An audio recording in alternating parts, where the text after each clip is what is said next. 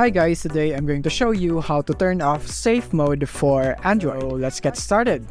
So here we are, and you can know if you are in safe mode if the apps that you have are currently grayed out and you can't use any of them except for the system apps. Then that means you are in safe mode, and also you will have a safe mode letter right here. There is a safe mode sign right there in the side of your screen, depending on your device on where it is located.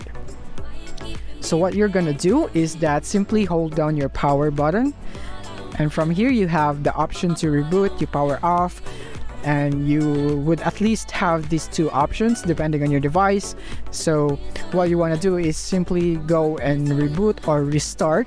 You want to tap on that right here, and you want to tap on this one so that your device will restart, and after that your safe mode should be gone. But if it still persists, then it should be right here in your notifications. What you want to do is go and view your notifications by dragging it down right here, and there should be a safe mode right here, and what you want to do is tap that notification and you will be able to turn your safe mode off. And that is basically it for this video. If this video helped you out, don't forget to hit the like button and subscribe button so that you won't miss our future updates. Thank you for watching.